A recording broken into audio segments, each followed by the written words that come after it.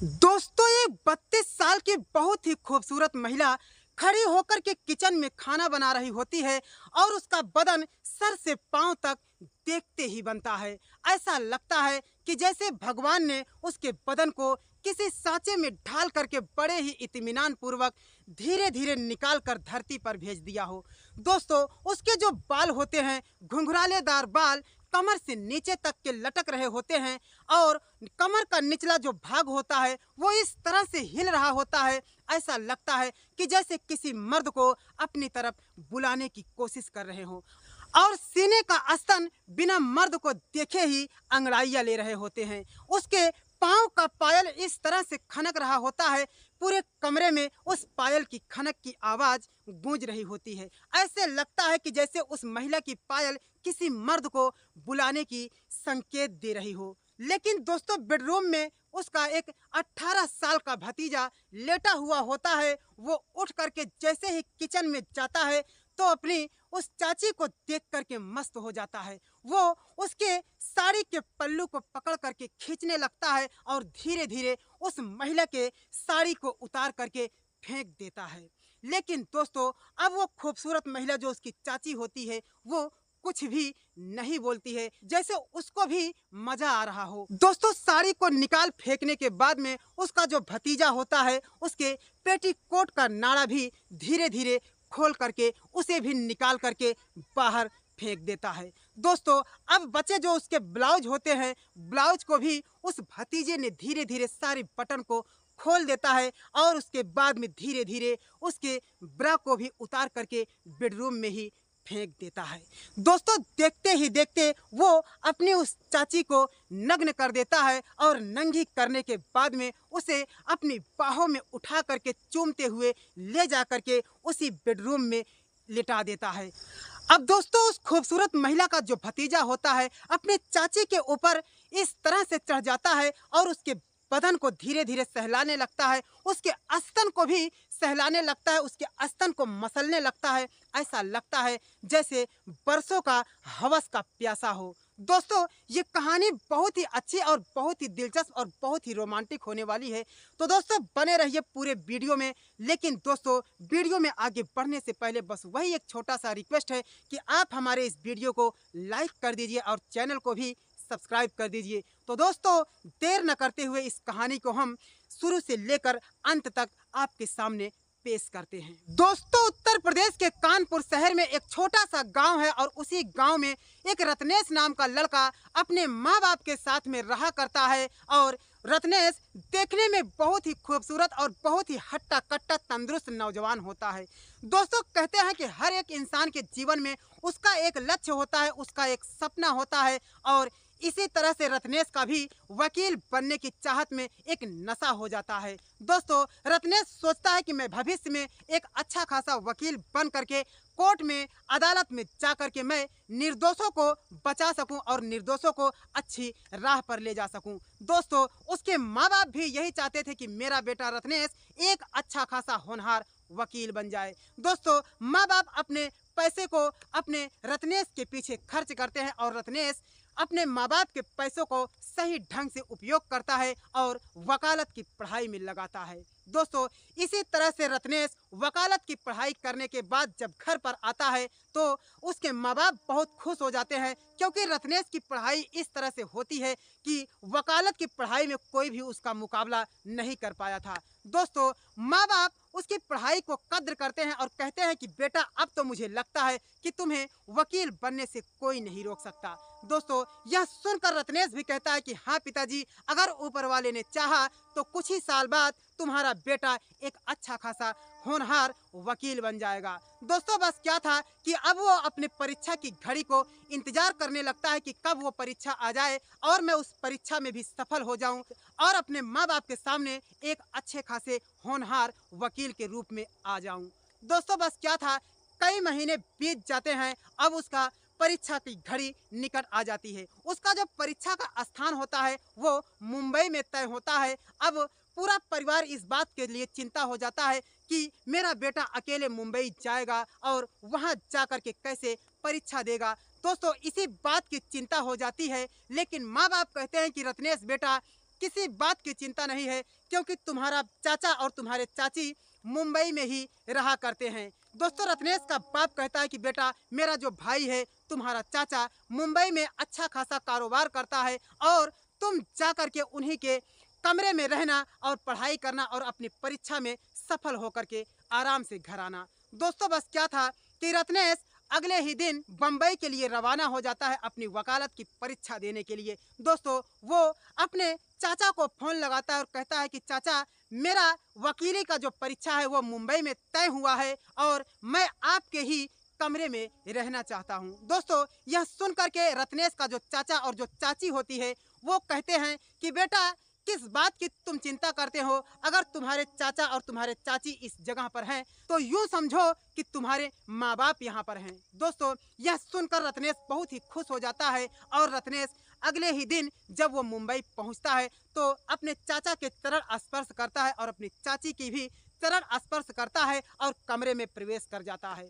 दोस्तों, जब चाचा उसकी पढ़ाई की बात सुनते हैं तो बहुत ही खुश होते हैं। चाची भी कहती है कि वाह बेटा, अगर तुम वकील बन गए तो हमारे गांव का बहुत बड़ा नाम हो जाएगा। चाचा भी कहता है कि बेटा रत्नेश, मुझे पता था तू एक ना एक दिन कोई अच्छा काम जरूर करेगा। दोस्तों, यह सुनकर रत्नेश बहुत खुश हो जाता है कि उसे तो इस बात की चिंता नहीं रहती है कि जैसे मैं घर पे था वैसे ही मुंबई शहर में भी हूँ। लेकिन दोस्तों, रत्नेश के चाचा और रत्नेश के चाची को एक दर्द भीतर ही भीतर खोखला किए जा रहा होता है, भीतर ही भीतर खाए जा रहा होता है।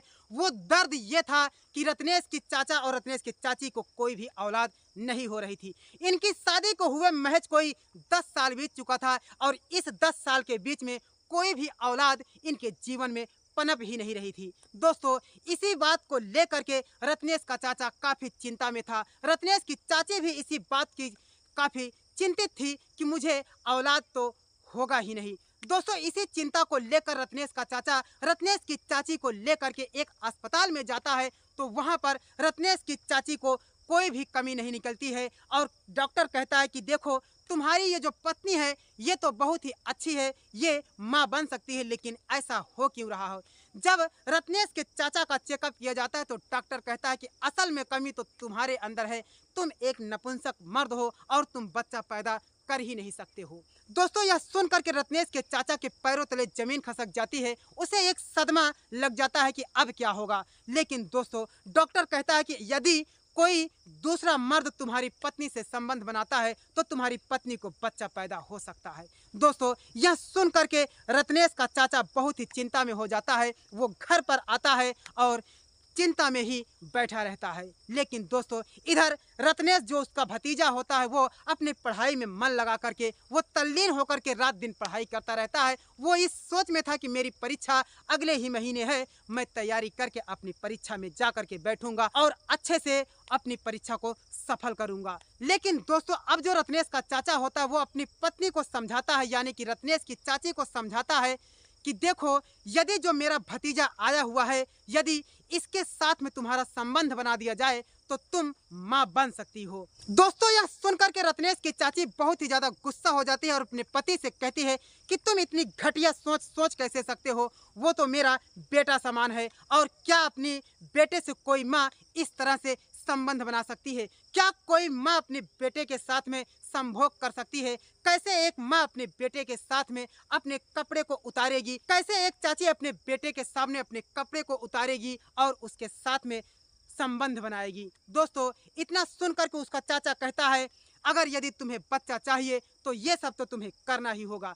और वो रत्नेश का चाचा अपनी पत्नी से कहता है कि तुम किसी भी तरीके से हमारे भतीजे को अपनी जवानी का नशा दिखाओ, अपनी जवानी की तरफ उसे आकर्षित करो और उससे नाजायज संबंध बनाओ और मुझे बच्चा तो चाहिए ही। दोस्तों, यह सुन करके उसकी चाची बहुत ही ज़्यादा चिंता में हो जाती है। जब अगले दिन जब रत्नेश कमरे में आता है तो रत्नेश का चाचा नहीं होता है और रात के समय में रत्नेश की चाची रत्नेश के कमरे में जाती है और कहती है कि देखो रत्नेश, मैं तुमसे एक बात बताने जा रही हूँ बेटा, लेकिन इस बात को तुम अपने ही तक रखना, किसी को मत बताना। बहुत ही बड़ी और बहुत ही कड़वी बात बताने जा रही हूँ।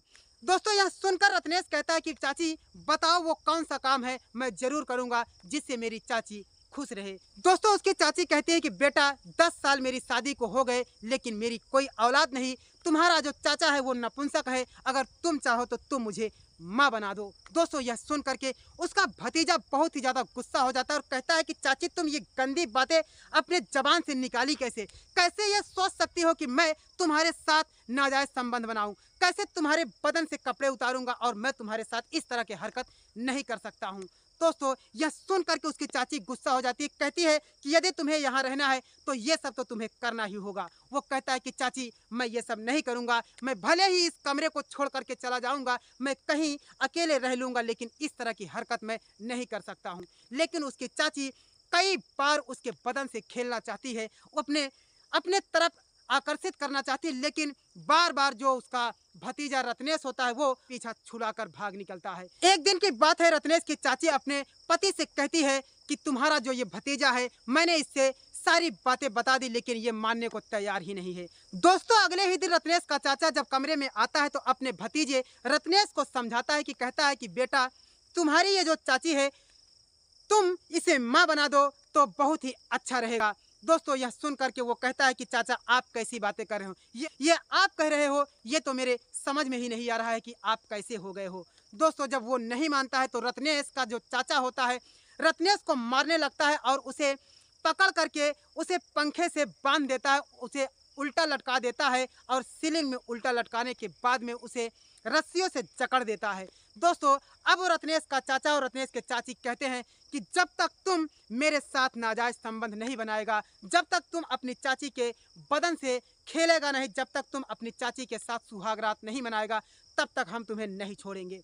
दोस्तों जब इतने पर भी रत्नेश नहीं मानता है तो 440 वोल्ट का बिजली का झटका करंट निकालता है उसका चाचा और उसके रत्नेश के बदन में छुआने लगता है। उसके बाद में रत्नेश चिल्लाने लगता है। रत्नेश कहता है कि ठीक है चाचा, ठीक है चाची, जैसे तुम कहती हो मैं वैसा करने के लिए तैयार हूँ। दोस्तों अब उसके बाद में जब उसे रस्सियों से खोल दिया जाता है तो रत्नेश का चाचा अपने कारोबार में काम करने के लिए निकल जाता है। दोस्तों रत्नेश की चाची रो रो करके अपने भतीजे से कहती है कि देखो रत्नेश इसमें कोई बुरी बात नहीं है, मैं बाहर किसी मर्द के साथ में करूं, इससे तो अच्छा मेरी इज्जत घर में ही रह जाए और मैं घर में ही माँ बन जाऊं। दोस्तों उसके बाद में रत्नेश कहता है कि ठीक है चाची, तुम जैसे कहती हो मैं वैसा करने के लिए तैयार हूँ।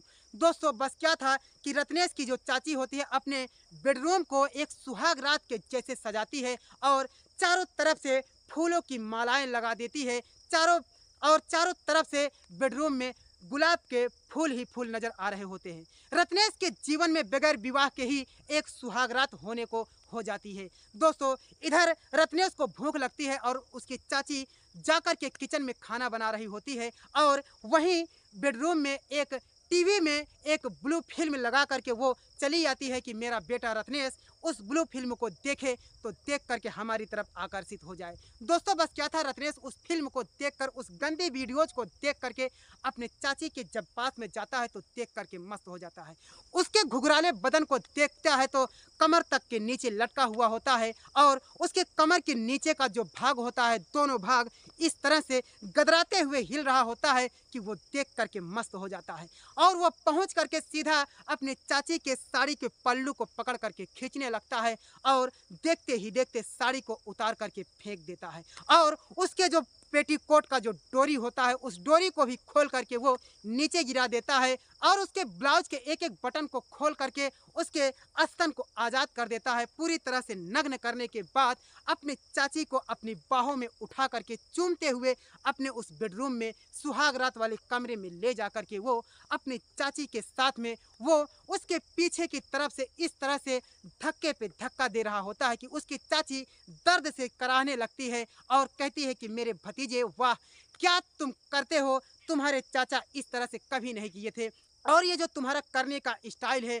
बहुत ही अच्छा है। दोस्तों उसकी चाची दर्द से चिल्लाती रहती है, मीठी मीठी दर्द उसकी चाची को लगता है और इसी तरह से कई दिन संबंध बनता रहता है और महीनों तक रत्नेश अपनी चाची के साथ में अपने चाची के बदन से नाजायज संबंध बनाता है और उसके बाद में अपनी चाची को पेट से कर देता है। वो अपने चाची को गर्भवती कर देता है। 9 महीने के बाद में आखिरकार चाची को बच्चा पैदा हो ही जाता है। चाचा को जो चाहत थी और जो चाची को चाहत थी वो उनका पूरा हो जाता है। तो दोस्तों उसके बाद रत्नेश रोने लगता है और कहता है कि चाची जो ये बच्चा पैदा हुआ है मैं इस बच्चे को क्या कहूँगा। दोस्तों वो चाची कहती है कि इस बात को यहीं पर दबा दो, इस बच्चे को तुम्हारा जो चाचा है वो अपने बेटे का नाम देगा। दोस्तों यही बात को लेकर के रत्नेश बहुत ही चिंता होता है और चाचा चाची समझाते हैं कि बेटा जो वो सब कुछ हुआ था उसे सपना समझकर भूल जाओ, क्योंकि मुझे बच्चे की चाहत थी। दोस्तों कैसी है ये चाची जो अपने बच्चे की चाहत में एक रिश्ते को शर्मसार कर दिया। कैसा है ये चाचा जो एक औलाद के चक्कर में अपने इस भतीजे